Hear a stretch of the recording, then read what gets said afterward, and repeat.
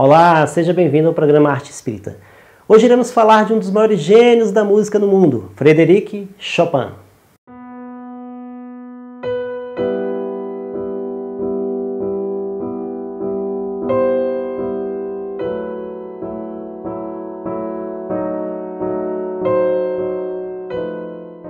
Chopin é amplamente conhecido como um dos maiores compositores para piano e um dos pianistas mais importantes da história.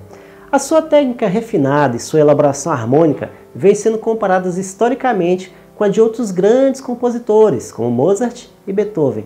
Assim como sua duradoura influência na música inspira tantos que buscam ouvi-la, tocá-la, apreciá-la até os dias de hoje.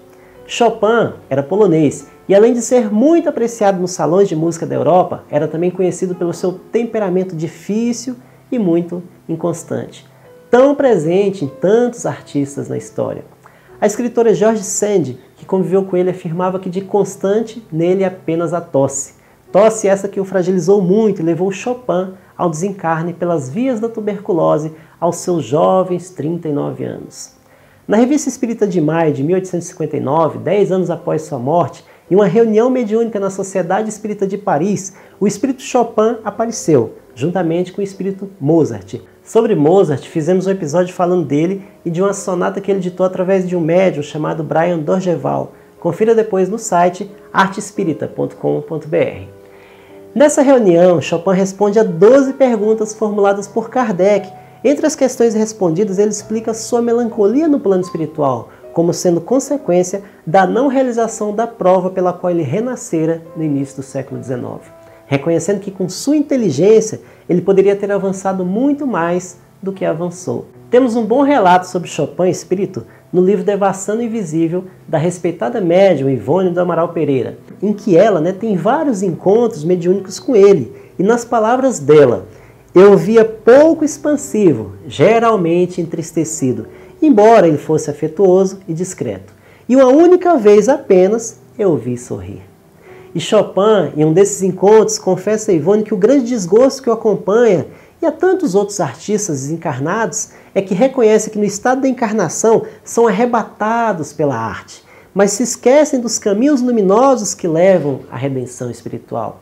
O que nos leva à conclusão de que a arte por si só não redime ou santifica o artista.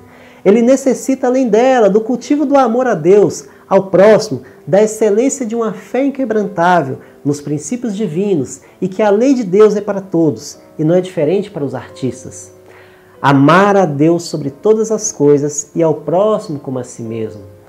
Essa deve ser a bandeira do verdadeiro artista, o artista enamorado do ideal da perfeição, do belo. E mais uma das situações interessantes do livro da Ivone é que Chopin afirma que ele executa sua música junto a compositores para espíritos sofridos em qualquer parte da espiritualidade, haja onde houver sofrimento a ser aliviado através da arte. E sua maior preocupação agora é o desejo de servir aos pequeninos e sofredores, aos quais nunca protegera, já que em suas passadas existências apenas servira aos grandes da terra.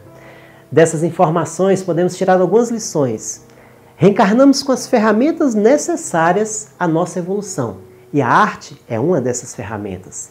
A arte é muito importante em nossa vida, mas temos de aproveitá-la para o uso de nossa reforma íntima e para o auxílio de nossos irmãos, como nas próprias palavras de Chopin, ela deve ser usada para servir.